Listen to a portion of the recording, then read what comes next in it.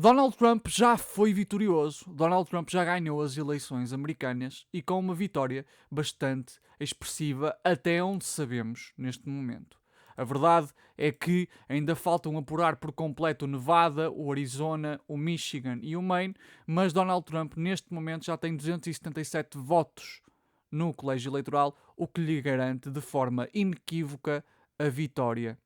E nós vamos falar sobre isso. Mas antes de continuar com o vídeo propriamente dito, peço-vos, por favor, que subscrevam o canal, metam um gosto. O meu nome é Miguel Farias, sou mestre em Ciência Política pela Escola de Economia e Gestão da Universidade do Minho. Portanto, subscrevam o canal, que isto é um canal de Ciência Política com um viés marxista. E comentem, já sabem que não tenho de comentar nada relacionado com as eleições, com o tema propriamente do vídeo que eu vou mencionar. Podem apenas comentar aquilo que comeram ontem, que séries é que andam a ver, que jogos é que andam a jogar, que animes é que andam a consumir, que empreendimentos culinários é que andam a tentar na cozinha, ou então, sendo que o Halloween foi próximo desta data em que eu estou a gravar, não é? 6/11, digam também que vestimento é que usaram no Halloween, se tiveram algum curso de Halloween no vosso trabalho, eu tive e ganhei, enfim, digam tudo aquilo que quiserem dizer apenas para estimular o algoritmo, porque isso ajuda bastante o algoritmo a perceber que realmente este canal tem tração. Está bem? Então, vamos lá falar sobre isto. E eu tenho muita coisa a dizer, meus amigos. Vou começar por dizer isto. Afinal de contas, termos um Partido Democrata que tentou de tudo assemelhar-se ao Partido Republicano não resultou. Quanto mais aquilo que é. O Partido Democrata não é a esquerda, ok? O Partido Democrata, em primeiro lugar, não é a esquerda. O Partido Democrata é talvez qualquer coisa equivalente ao PSD aqui em Portugal ou ao PSDB no Brasil. Mas quanto mais um partido caminha para ser semelhante àquilo que está à sua direita, a tendência é para que as pessoas votem naquilo que está à sua direita. Porque as pessoas preferem o original do que aquilo que é mimetizado, do que aquilo que está a tentar copiar o original. Então, Gian Pietro Mazzoleni já falava disso. Quando aqueles que não são populistas de direita ou extrema-direita, ou direita radical, como lhe queiram chamar, eu considero que é de extrema-direita, mas a ciência política diverge sobre isto, ok? Quando a centro-direita ou mesmo a centro-esquerda tentam basicamente copiar aquilo que é o populismo, a tendência das pessoas é para acharem que o partido que está a copiar perdeu a identidade e votarem naquele que efetivamente é o original. O que Kamala fez foi fazer cada vez mais concessões à direita. Nunca, em nenhum momento, soube condenar expressivamente o genocídio em Gaza. Achou que era assim que ia conseguir recuperar algum eleitorado. E a verdade é que não. As pessoas preferiram o original.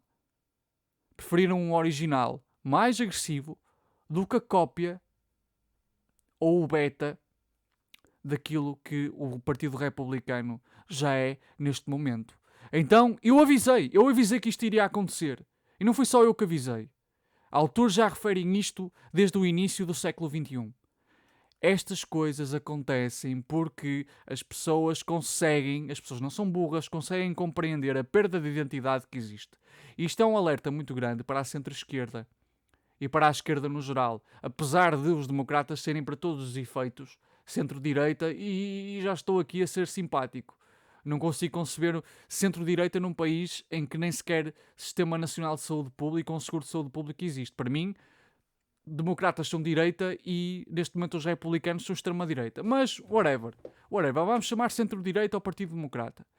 O que é certo neste momento é que as eleições foram perdidas e isto tem de nos servir de alerta.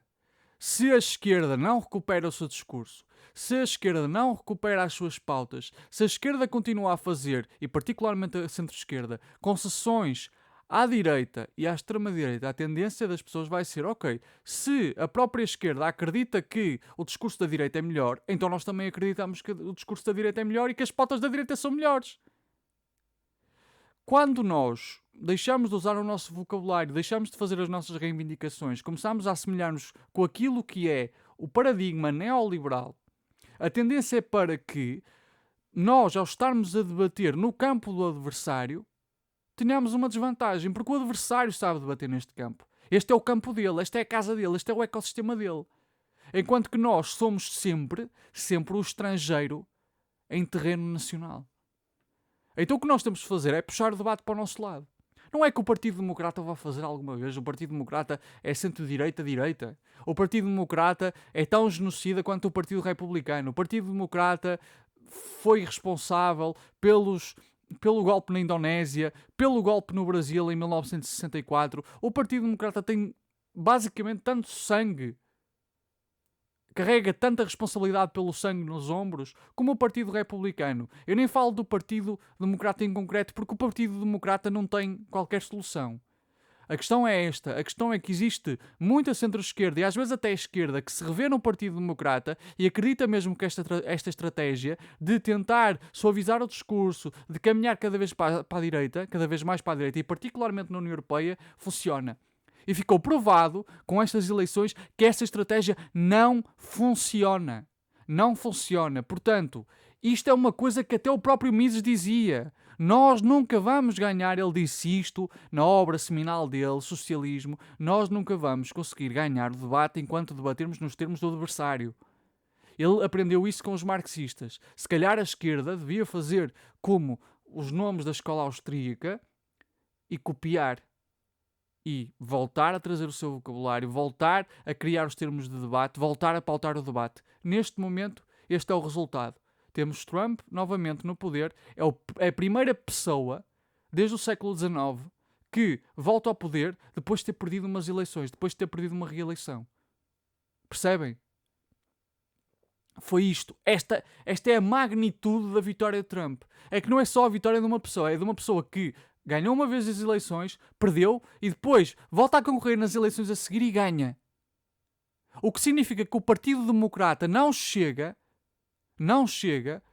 com a falta de apoios sociais, com a falta de investimento num seguro de saúde público ou num Serviço Nacional de Saúde, com a falta de resolver questões como o crédito estudantil. O Partido Democrata não toca naquelas questões que dão origem ao ressentimento popular e um elemento que se apresenta como antissistema aparece e consegue mobilizar o ressentimento. Mesmo que todas as medidas que ele vá aplicar não vão resolver as origens desse ressentimento, mas pelo menos ele verbaliza o ressentimento das pessoas e direciona-os de forma xenófoba e racista para a comunidade negra, para a comunidade mexicana, para a comunidade latino-americana, etc, etc. É verdade.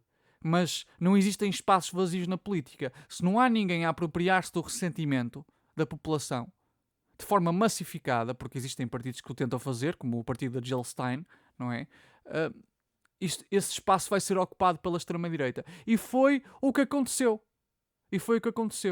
Eu sei que há pessoas que me vão dizer não é extrema-direita, é direita radical, eu sei as diferenças, eu sei que a maioria da ciência política se baseia naquilo que é a sentença, não é a jurisprudência do Tribunal Constitucional Alemão, e vão dizer que a extrema-direita é tendencialmente mais violenta e disruptiva no sentido de utilizar métodos violentos e mesmo inconstitucionais para chegar ao poder. Mas não me importa, eu no meu canal e enquanto marxista tenho uma leitura diferente da ciência política convencional e chamo extrema-direita. É isto, meus amigos. É isto. Agora, será que existe algum lado positivo que nós podemos tirar daqui? E antes de continuar, eu quero fazer aqui um pequeno edital, ok? Eu não gosto de Donald Trump. Eu odeio figuras como Donald Trump, como André Ventura, como Bolsonaro. Eu sou aquilo que de mais antagónico existe a figuras como Donald Trump e Bolsonaro e André Ventura e Orban, etc. Eu acredito que a extrema-direita é utilizada como botão de emergência do capitalismo, ok? Eu detesto acho estas figuras execráveis. Dito isto, para Israel e para a Palestina vai acontecer provavelmente uma coisa, que é tanto o Partido Democrata como o Partido Republicano já se comprometeram com a causa genocida. Já se comprometeram com terraplanar a Palestina, que é isso que está a acontecer neste momento. Nem o Partido Democrata nem o Partido Republicano condenaram. Muito pelo contrário, o Partido Democrata apoia. A Kamala disse que apoiava terminantemente Israel e o Partido Republicano até faz piadas sobre o Partido Democrata gostar de palestinianos e assim. Portanto, ambos os partidos, à sua maneira, apoiam aquilo que está a acontecer em Gaza. E não só em Gaza. Só que há uma questão. De um ponto de vista de credibilidade internacional, seria pior nós termos uma mulher negra a apoiar um genocídio do que alguém que é garantidamente de extrema-direita. Porque a mulher negra iria dar um verniz progressista a uma coisa que não tem nada de progressista, a uma coisa que é escabrosa.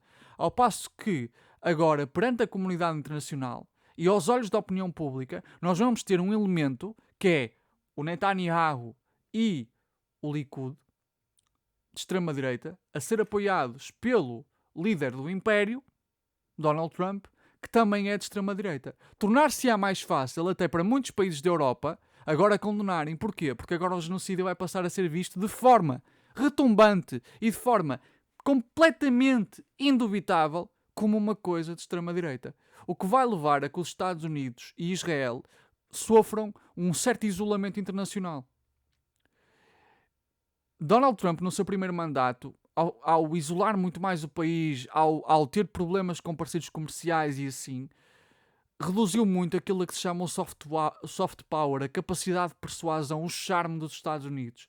Os Estados Unidos, neste momento, com a China a bater-lhes à porta, com o desenvolvimento dos BRICS, etc., podem se pôr em muitos maus lençóis se tiverem alguém como Donald Trump lá. Porque a tendência para o isolacionismo de Donald Trump pode resultar necessariamente na abertura de outros polos que não os Estados Unidos. E agora eu não quero dizer, há pessoas que não concordam com a ideia do mundo multipolar, há pessoas que concordam, eu não quero discutir esse mérito. O que eu quero dizer é que a posição hegemónica dos Estados Unidos pode agora estar ameaçada por causa de Donald Trump ganhar. E honestamente, eu odeio Donald Trump, mas sou capaz de odiar ainda mais os Estados Unidos por tudo o que eles fizeram. Os Estados Unidos são responsáveis, democratas ou republicanos, por mais de 100 milhões de mortes nos últimos 150 anos. Portanto, é bom para o mundo que os Estados Unidos percam poder. É. E com Donald Trump estamos mais perto disso. É claro que depois há riscos. Ele é uma figura muito mais instável. Não sabemos o que é que vai dizer a Putin relativamente à questão da Ucrânia. Não sabemos que tipo de instigações é que ele vai fazer à China, se bem que a China não é perigosa nesse sentido, porque tem uma visão a curto prazo e não se vai, porque tem uma visão a longo prazo e não se vai deixar levar por provocações. Eu tenho mais medo particularmente da questão da Ucrânia, porque eu não sei necessariamente como é que isto vai ficar com Trump a ganhar. Mas, na melhor das hipóteses, se tudo se mantiver igual, a verdade é que agora os palestinianos vão ver a comunidade internacional e até pessoas insuspeitas de gostarem da Palestina a condenarem um genocídio, porque agora é um homem branco de extrema-direita a apoiar outro homem de extrema-direita em Israel. Torna-se mais fácil condenar isto. Quando é uma mulher negra com um verniz progressista, a dizer umas coisas de feminismo liberal e assim torna-se mais difícil. Assim, pelo menos, dá uma imagem coerente àquilo que está a acontecer, um genocídio causado pela extrema-direita e que é apoiado pela extrema-direita. Assim torna-se mais fácil. Se os palestinianos vão morrer e vão, então é importante. E atenção, eu gostava que acabasse. Gostava que acabasse hoje, nos próximos segundos. Mas se ambos os partidos estavam comprometidos com a morte dos palestinianos, então mais vale que os responsáveis por isso sejam isolados internacionalmente. E com Trump há mais possibilidades disso acontecer. Percebem? Então esse é o lado positivo que eu consigo deduzir daqui. É que dar um verniz progressista a um genocídio também não ia ser uma coisa muito boa.